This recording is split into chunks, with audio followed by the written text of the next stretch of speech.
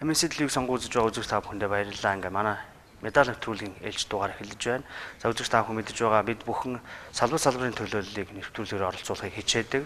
Тухайн оролцогчийнхаа үгтүр болоод амжилт хэрхэн гаргасан намтар түүхийн үзэгч та бүхэнтэй хуваалцах хичээдэг. Тэгвэл энэ удаад бид бүхэн циркийн урлагийг сонгож авсан. Циркийн урлагийг сүүлийн үед гол төлөөлөн явж байгаа жүжигчдийг урьж оролцуулахаар хичээгээд энэ удаагийн зочин бол уран нугаралт болоод тэнцвэрийн жүжигчин, асаа циркийн жүжигчин лав гочрыг урьж оролцуулаад байна. За тэрээр бол өвөрмөц эрчүүдийн хувьд бол өвөрмөц урлагийг сонгож авсан байгаа. Тун цөөхөн байдаг. Тэгвэл энэ хүү тэрээр Монгол улсаа төлөөлөн хамгийн сүүлд Италид олон улсын наадмаас медаль хүртээд ирсэн. За урд нь ч гэсэн амжилт гаргаж ирсэн. Ингээд энэ хүү гайхамшигтай намтрын талаар бид өхөн ярилцахаар ирээд байна. Ингээд бидний урлаг хүлээж авсан баярлалаа. За ер нь эрэгтэй хүний хувьд чинь уран нугаралтын сонгоно гэдэг бол их өвөрмөц санагдаж байна л да. Мэдээж олон сэтгүүлчнэр бас өөрөөсөө сонирхож байсан байх, олон ч хариулт өгж байсан байх. Ер нь яагаад анх яг энэ уран нугаралтыг эрчүүдийн хувьд тэс өөр урлагийг сонгохоор болж байгаа. Нийт юуны өмнө телевиз үзэж байгаа үзэгчид энэ өдрийн мэндийг хүргэе. За миний хувьд уран нугаралтыг яагаад сонгосон зэрэг бага байсан те. Одоогоос 15-6 жилийн өмнө айгүй хөдөлгөөнтэй хөвтөлээ л да гэртээ. Тухайн үед уран нугаралтын жүжигчин болон зэгч төсөөлдөг байсан. Зурагтаар янз бүрийн циркийн номер те янз бүрийн циркийн үзүүлбэр аргуудад урайж хийдэг. Акробатч тэр тийм ээ уран нугаралч тэр жонглерч тэр бүгдийн дуурайж их дуртай. Энэ сонирхол маань явсараагаас сүултээ одоо уран нугаралтын жүжигчин болж байна.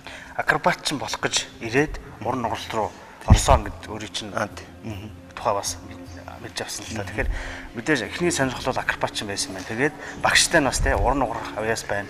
Би хаарч тохирох юм байна гэж хэлсэн гэж байгаа тийм ээ. Тийм анх яг акробатын дугууланд орсон л да. Манай ээж яах намайг анх дагуулж хуучин цирктэр жаргал сах багштар оруулж ирсэн. За тэгээд жил хүрээг баха бэлтгэл хийж чагаад манай багш за чи ер нь илүү уран нугаралттай уран нугаралтын төрлөөр хичээлэх юм бол илүү амжилт гаргах юм байна. Одоо чиний биеийн физиологи тийм ээ. Арай уран нугаралт талдаа илүү амжилт гаргахаар юм байна гэдэг. Тэгээд анх энэ төв цирктэй ардын жүжигчин төрийн сойрхол тасан цэнд авшигчтай авчирч ирсэн.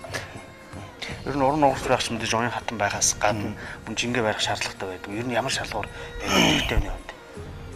За ер нь айгуу сонир шалгуур үүдтэй шүү дээ. Одоо жишээ нь юу гэдэг зүгээр наазах их гэх юм бол гэр орондоо байхдаа тийм ээ хүн юм өргөж болохгүй тий ачаалал авч болохгүй тий нуруугаа хайрлаж явах хэрэгтэй нэрээс нь даарч болохгүй тий манай багш амьд сэрүүндээ бол нэлээд тийм одоо шаардлага өндөртэй байдаг гэсэн тий одоо юу гэдэг эртхэн унтаж амарч явах хэрэгтэй тий илчлэг тэжээллэх хоол идэх хэрэгтэй галз одоо уургалаг илүү тийм тэжээллэх хоол унд идчих хэрэгтэй гэдэг тий тэр ер нь бас хоолны дийлэмж тэр ерөнхийдөө бас нэлээд юм шаардлагатай байсан. Булчингийн хөгжлийг ингэж тодорхойлж байгаа тийм спортуудаар бас хичээлэх байх ёстой юу? Хэдэн булчин хөгжүүл барих ёстой. Тийм хичээлэхгүй байх ёстой. Яагаад тэгэхээр хэд булчин одоо яагаад тэгэхээр тэрийг маасаа дагаад хатуурдаг тийм учраас одоо тэрийг хийдүү тий.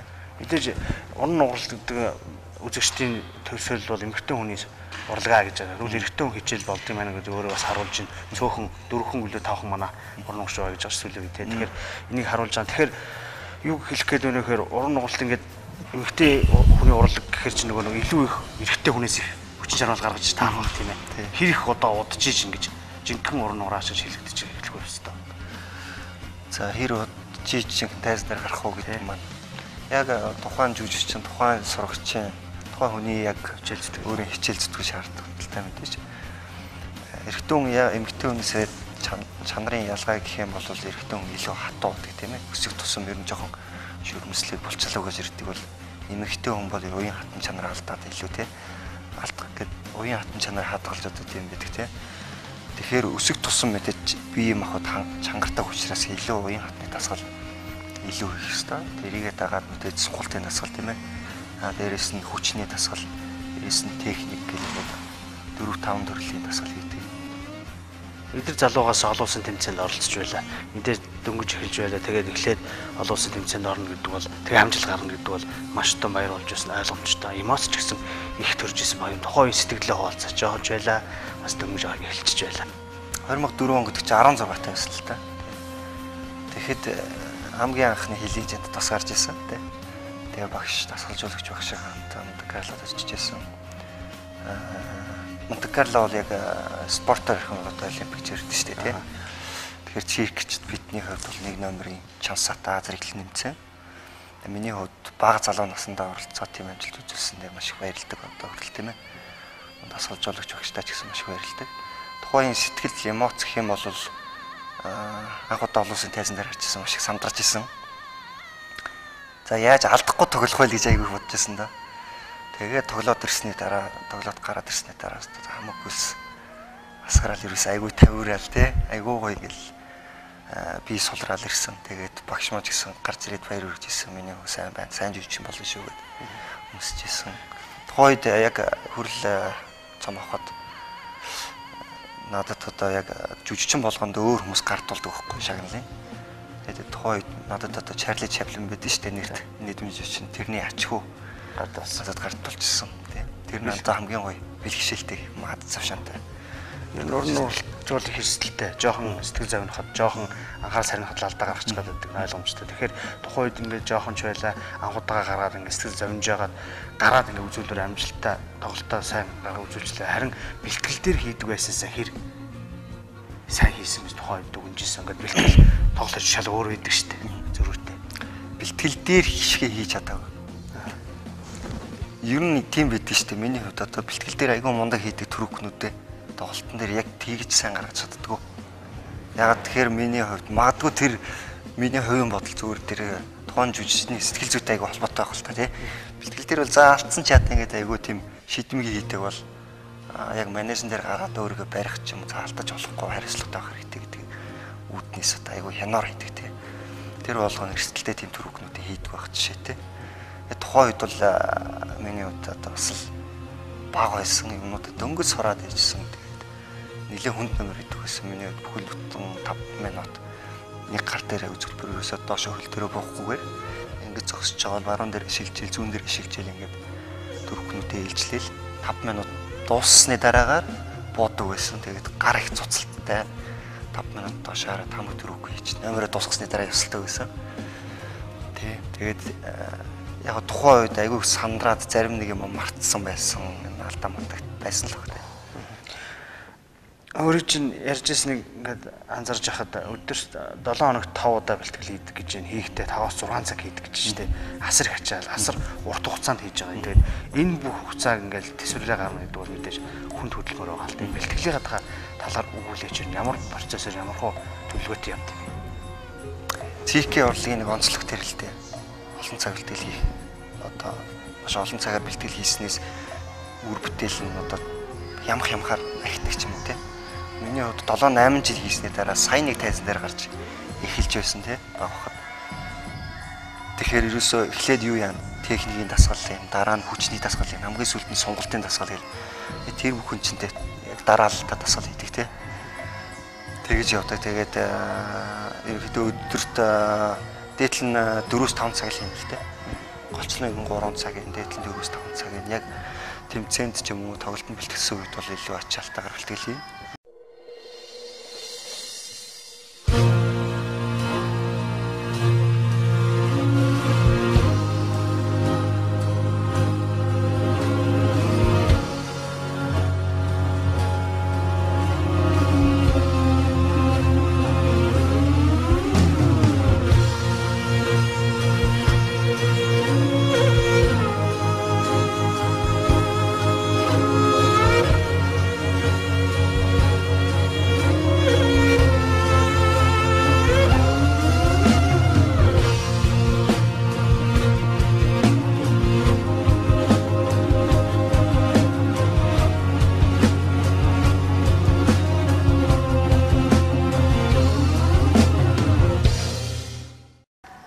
Одоо яг та бүхний яг циркийн, Баса циркийн бэлтгэлийн төв менеж дээр ингэ байж иргэн тойр яг бэлтгэлийн ингээд хэрэглэсээр бүгд байна шүү дээ. Одоо яг юун дээр ер нь голчлон бэлтгэлээ бацаа. За энэ дээр ер нь яг голчлон бэлтгэлээ бацаанда. Энэ бол тогон залгаад мотортой ингэж иргэдэг. За. Тэгээ гэрэл асна. Нэр томьёо ямар нэртэй ер нь. За энэ одоо яг нэр томьёоны үед тэнцвэрийн аппаратур гэдэг тийм. Энийг бол яг юу гэдэг тухайн дэлгүүрээс ч юм уу за яг тимийг аваа гэж захиалахгүйгээр бид нар бол өөрсдөө скетч зургийг гаргаад өөрсдийнхөө хийх юмдаа одоо тий илүү одоо юу гэдэг илүү эвтэхнэр өөртөө хийлэгдэг тий. Энийг бол хийлгсэн.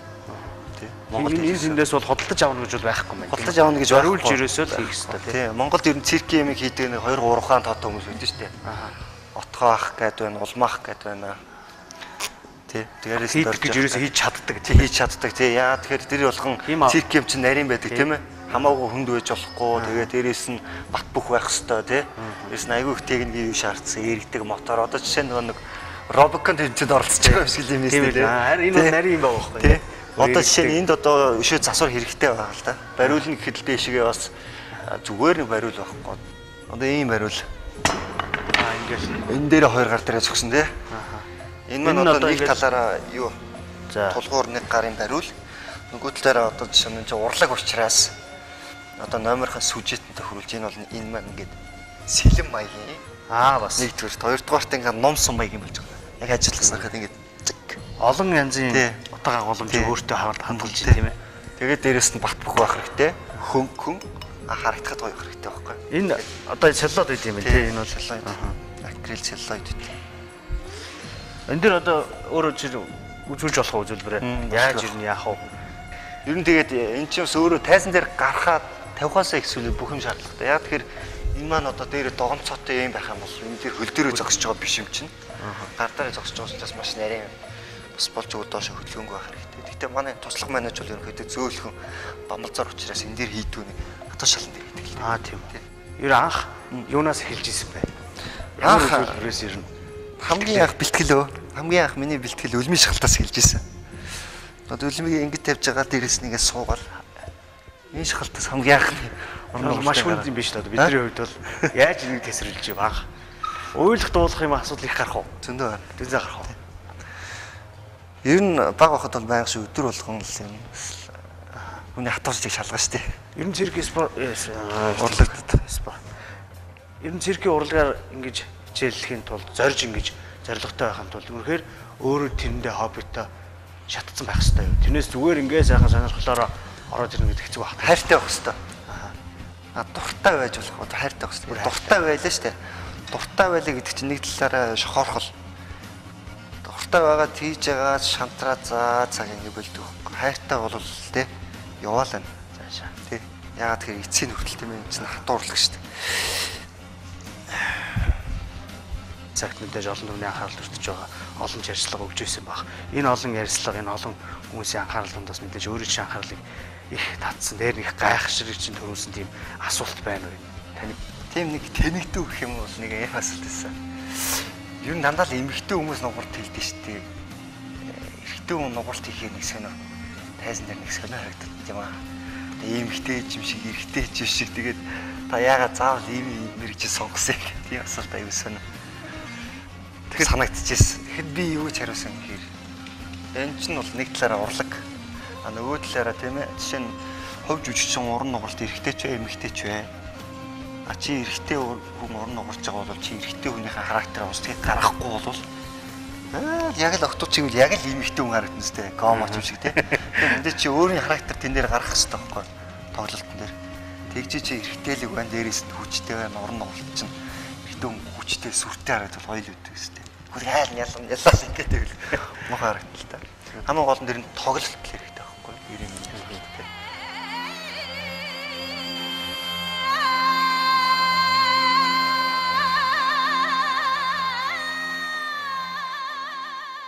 Ер нь амьсгаа авах чухал үз. Тийм шүү дээ, амьсгаа зохицуулна шүү дээ. Яг нэг хүчний төрөв хийж явах та. Амьсгаа төвчнө. Тэгэл жоохон амралттай арай хэлбэрхэн дөрөвдөр амьсгаа авч байгаа тэгэл дахиад төвч шүү дээ. Тэр удаан хугацаанд төвч хэрэгтэй болдгоо ер нь бас болно. Удаагч нь төвч нэгдүгürt тесрэлэг төвчээр хэрэгтэй тийм ээ. Босчээр гэж байгаа. Тэгээд нэгдүгээр төр чинь доошоо хараад амьсгаа төвчн хоёрдугаарт дүүлж байгаа. Тэгэхээр ингээл дүүлнэ. Тэгэхээр тэгэл нүүрч улаагаад одоо форм одоо жишээ нь бэлтгэл муутай бол ерөөсөө мэжитл улаагаа салгалаад тэгэл ирнэ. Бэлтгэл ингээл яг эрэндээ ирсэн байгаа юм яаж мэдрэгддэг вэ? Бэлтгэл ингээл яг ингээд таараад формд орно гэдэг шиг тэр мэдрэмж юу яаж мэдрэгддэг? Тэр айгуу гой хөнгөн нэгдүгürt хоёрдугаарт айгуу тийм хүчтэй байдаг. хүч султай үед ингээд юм хийж чадахгүй шүү дээ. Ял суларцсан. Одоо жишээ нь би нэг 20 хоног ч юм уу тий 20 хоног ч юм уу нэг сар мар амарсны дараа айгүй суларцсан байдаг. Хитрхи одоо хэдийн дээ яг формд одоо юу гэдэг жингээр байгаа ч гэсэн суларцсан хүчгүүлсэн байдаг байхгүй. Буцаа формд орохын тулд нэлээ. Миний үед одоо бас нэг хэд хоног амарцсан л.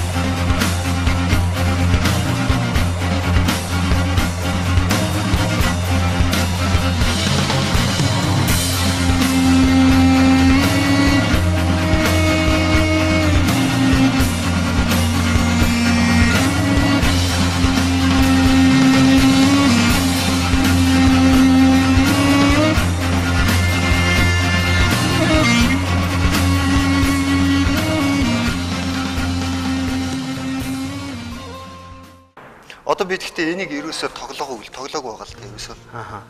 Одоо сургуулийг гээд энэ одоо л юу яаж байгаа. Тэг ерөнхийдөө энэ шинэ номер шинэ уран бүтээл юм да.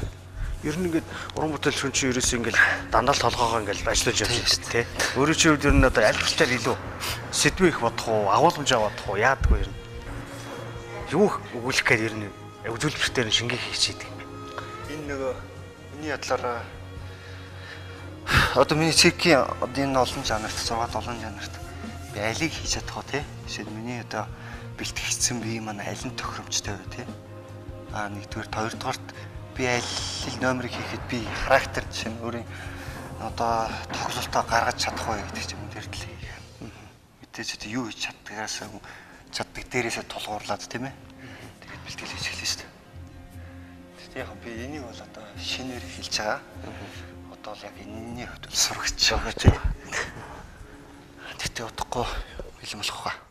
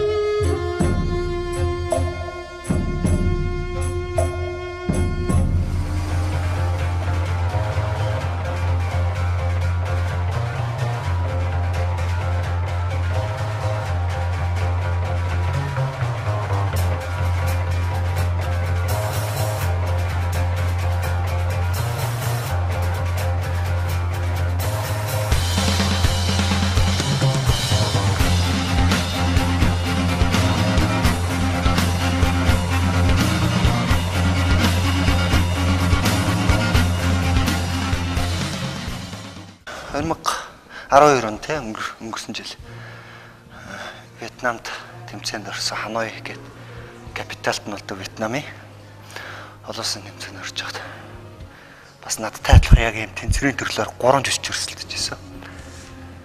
Тэгээд өрсөлдөөн дундаас алтавсан. Тэгээд зөвхөн 3 жүжигч юм биш яг төрөл дотроо өрсөлдөж байгаа шүү дээ. Хат өрсөлдөж байгаа. Тэгэхээр медаль авах магадлал нэлээд бас чанга байдаг байхгүй. Тэгээд цирк чинь яг одоо жишээ нь алиалагч бол алиастайгаар өрсөлдөн тэр бол ийм л тэмцээн алиалагчийн тэмцээн ийм гэж нэг хуваагдахгүй тийм ээ бүхэл үзүүлбэрүүд одоо полио тамтан байд юм уу те энэ үзүүлбэр бүгдээр өрсөлдөж дундаас алт мөнгө хүрлээ авдаг те тэгэхээр мэдээж нэлийн их зүтгэл чармалт гаргаж иж Вьетнамын тэмцээнээс одоо алтан гран-при медаль авсан маш баяртай байна. Тэгээ тэмцээнд орох нэг сонирхолтой юм гэх юм бол хүн аюух нервттэй юм билээ. Гээл нервтэй л байна. Одоо урт ингээ нерв цэвэрлээ нүү. Одоо бол гайгүй. Ер нь яг тухайн цаг хугацаанд тий. Шинэ юу гэдэг өрсөлдөгчнөрөө хараад спортоор бол тий. Тэгэл ингээл хараад бэлтгэл хийгээл эхний шүүгчтэй тоглолт бол тэр чинь нэг удаа тоглохгүй 2 3 удаа шүүгчтэй тоглолт болно шүү дээ. Тэр болгон дээр байдгаа гаргана. Дээрээс нь шүүгчнэр харж байгаа гэх тий. Бас учраас ямар ч алдаа мод гарах ёсгүй гэдэг үгнээс амар их нервттэй. Тэгээ яах вэ? Их бол гэл амар их нервттэй билээ. Тэгэл нэг талаараа жоохон заримдаа нэг тийм уурах ч юм уу жоохон сэтгэл зүйн бэлтгэл дутагдах ч юм уу тохиолдол гардаг. Ер нь орон нуграач хүмүүс циркийн хүмүүсийн одоо урлаг болгон ч өөрийн гэсэн өвөрмөц шинжтэй тэр хүнээ төлөвшүүлж идэг ч тодорхой. Тэгэхээр циркчин хүн ер нь ямар байдгийг хаашаа би авч явах байдал яаж төлөвшдөг байна. Онцлог байна. Онцлог байлгүй ах. Циркчин илүү юу гэдэг одоо юу гэдэг илүү зүрх зоригтой болно. Гэхдээ аз туршныг гэхгүй л дээ. Илүү зүрх зоригтой болно, шийдэмгий болно, төвчээртэй болох. Зүрх зоригтой болно гэдэг яагаад тэгэхээр айгүй хэрсэлтэй юм идэг. Илүү юм хийцэн дараа нэг багах юм ихэд нэг санаа зовдгоо шүү дээ. Тийм учраас тэр хэрэгэлцэлтэй болдог тийм ээ. Тэ. Бэлтгэл юун дээр нэлээд эрсдэлтэй юм хийснээр дараагаар одоо бусд юм амархан санагдах ч юм уу. За энэ дээрээс сүсрээ буучин да арай өндөр юм дээрээс сүсрэчээд намхан юм дээрээс бол амархан санагддаг үстэй яг л тийм. Ер нь Италийн тэмцээнд дараа өнгөрсөн жил Вьетнамын тэмцээн ингээд 2 тэмцээнд дараалаад ингээд амжилт гаргаад ирэхээр мэдээж өөрөө дүгнж эхлэв шүү дээ. Би ийм төвшөнд очиж боломжтой байгаа юм байна гэдэг нэг бодож байгаа бах. Та ер нь тэр тэмцээнүүдийнхаа тараагаар ингээд базаад дүгнэлт хийж лээсэн бах. Ер нь юу бодож байсан? Яг Вьетнамын тэмцээний дараагаас давсны дараагаас гэсүүлээ айгүй ихтгэлтэй болж ирсэн тий. Би алтавч чадлаа шүү дээ тий. Би чадчихлаа шүү дээ тий. Алтавлаа. Би өшөө чадах юм байна гэдэг айгүй их тийм өөртөө ихтгэл төрж ирсэн. Дээрээс нь айгүй тийм бяцхан өнгөрч ирсэн тий. Нөгөө талаараа багштай маш их баярлж ирсэн. Тэр чинь дөрөв сархалт тасан цэндэж багш маань 2004 онд тэмцээнд явж ирэх юм. Тэр жилдээ өдөлж ирсэн. Багш маань ярьж байхдаа за хоёлаа ийм олон тэмцээнд төлөвлөсөн байгаа шүү. Бүгдд нь орох ёстой шүү. Ер нь багш намайг ганцаараа гин тэр олон охтууд одоо нугралтын хөвгтүүд дундаас одоо юу гэдэг жишээ нь олимпиад орох тамирчдыг илүү бэлтгэдэг шиг тий тэмцээнд орох жүжигчдийг илүү бэлтгэж ирсэн л та. Тухайд нэлийн бэлтгэл ихтэй байсан. Тэгээд яг тэмцээнд орох зорилгоор ашигын зорилгоор бас тэмцээнд орох зорилгоор л бэлтгэж ирсэн. Тэгээд тэр хүчин чармалт өнөөдөр миний өндөрлөгт хүрэхэд маш их төлөвлөсөн нөлөө болсон гэж боддог. За ингээ медаль төлөвлөлт оролцож өөрийнхөө гайхалтай амжилтны талаар хоёрт циркийн гайхалтай урлагийн талаар үзэгч түмэнд ойлгуулж өгсөнд баярлалаа. Манай нэвтрүүлгийн гол зорилго бол игч бай, багч бай, амжилт гэдэг бол өөрийн гэсэн утгатай түүхтэй, өөрийн гэсэн хөдөлмөрөөр олддог юм а гэдгийг таниулах хичээд ингээд өөрөө үнэхээр гайхалтай бас хамтраагаа талаар ярьж өгсөнд баярлалаа. За баярлалаа. За амжилт хүсье. За баярлалаа. Монголынхаа нэрийг өндөр авч байгаа.